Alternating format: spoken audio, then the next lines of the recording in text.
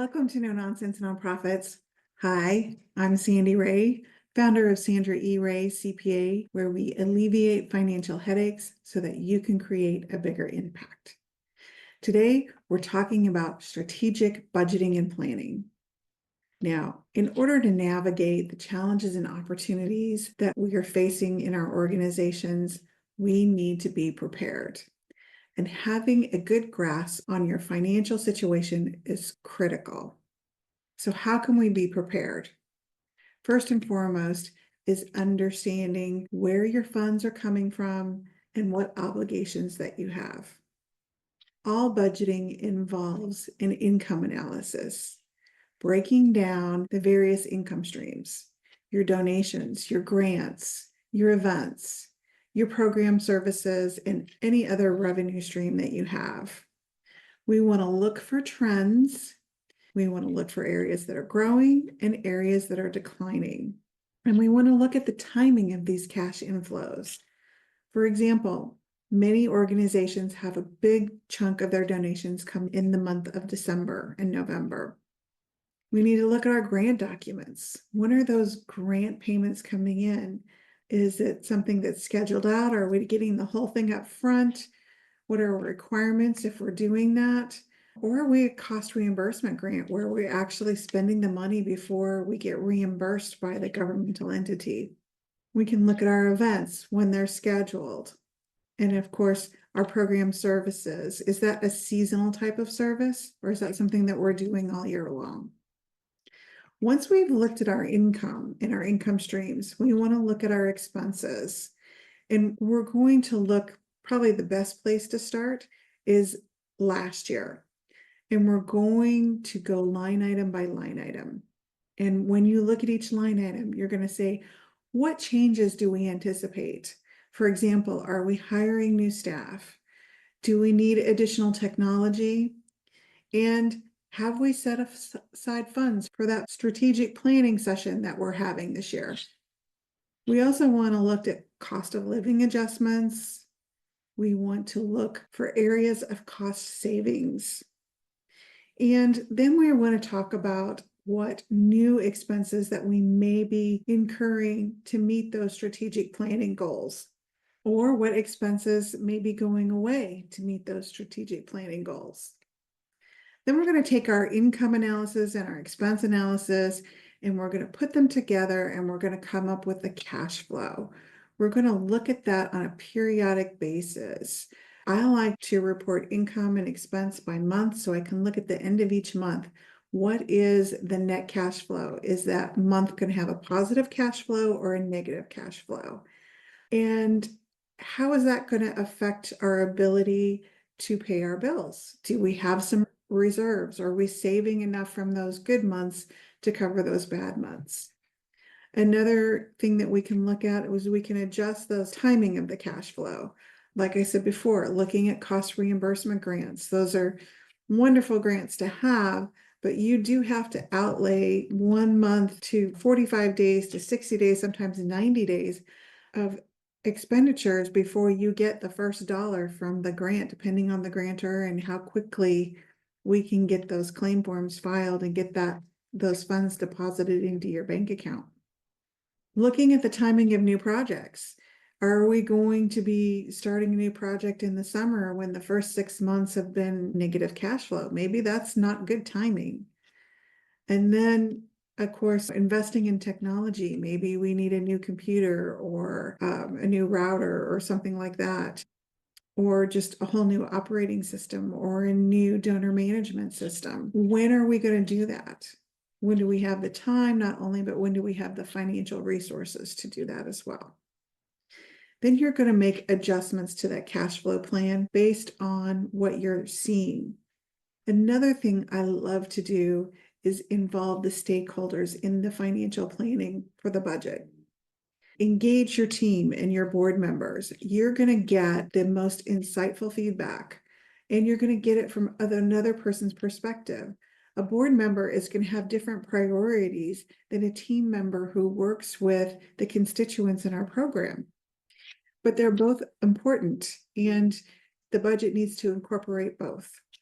And by doing this, we're sharing the responsibility, we're fostering people's buy-in to this budget. So we will work harder to make sure that what they're doing that affects the financial cash inflows and outflows of the organization are consistent with what we've budgeted, what our plans are.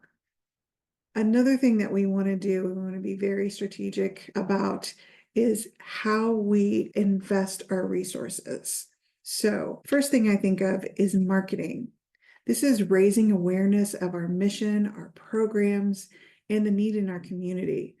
This helps us in several ways. It helps us with fundraising, but it also helps us maybe bring in those constituents that didn't know about our services, or maybe get some partners to help us in completing our mission.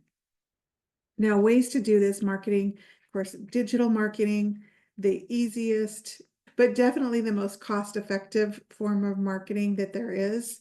We're looking at social media, we're looking at email marketing.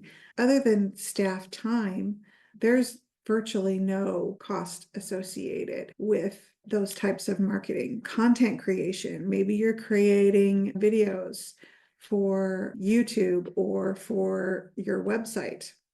And then, of course, your website. That's the biggest digital marketing item that most of us have.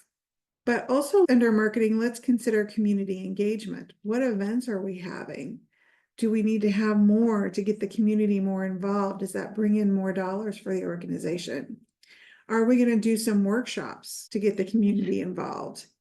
And how can we partner with local businesses or the local government to get the community involved in our organizations? Now, like I said before, we might want to invest in technology, but we want to make sure that when we're doing this, that it is more efficient and it is secure. And we want to make sure that those tasks can be completed in a cost-effective manner. But in addition to technology, I want to talk about our teams, making sure that our team members have professional development and staff training. Your team is your best resource. They represent you. This is how the general public sees you. Other than marketing materials, the biggest thing is your team. How are they projecting the image of the organization? And that's one thing as far as what we expect the team to do, how we expect them to handle a crisis. They need training on that. And then just helping them develop in their careers, getting them further advanced, and allows them to be more helpful for our organizations, to bring that knowledge back to our organization and to help the organization in the long run be more efficient and be more cost-effective and productive organization. And then when we're talking about investment of our resources, literally, let's talk about investment in financial products that will produce some income for us. Now, as nonprofits, we generally have a very low risk tolerance, and we may not have a lot of availability to invest. Maybe we're just talking about a savings account or a money market account. And then maybe moving into, as we build those reserves and the funds that we don't have to use immediately, maybe we can move into some certificates of deposits or some treasury bills, which are very low risk and provide some income for our organizations. And maybe we're at the point that we're ready for a balanced portfolio where we're going to hire an investment manager to manage some funds for us. But we definitely want to have an investment policy set up that the fund manager can follow. Now, the next thing I want to talk about is being adaptive, the ability to navigate the uncertainties that are coming up. We've talked about establishing a solid plan with your budget, setting your clear objectives, and having a detailed budget where you've engaged your stakeholders. Now, let's build that contingency fund. Let's have regular financial reviews. I recommend monthly. Let's look at those actual results versus our budget and look at those trends. What are they telling us? Do we need to make some changes? One thing that you should probably be doing is staying informed about your sector so that you can respond quickly. having this knowledge, this basis of where you are with your organization financially, and then looking outward to what's going on in the world. Is donor behavior changing? Are there new funding opportunities for your organization? Maybe there's some regulatory changes that are coming that's going to have a big financial impact on your organization or the way you do business. So we want to take all that information and we want to do some scenario planning. Do we have a new grant? What is the income and the expenditures, and how is that going to affect our cash flows? Are we looking at a shortfall in donations, and how are we going to adapt?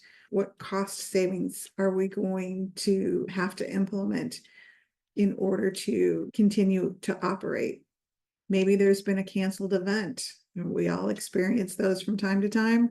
And like I said before, is there any new regulatory requirements by the federal or state government? All these things are going to affect your organization. So if you have this solid base of understanding of where you are financially, and you understand what's going on out in your community, you can be strategic about what's happening. You can pick and choose how you want to react because you know what you're able to do.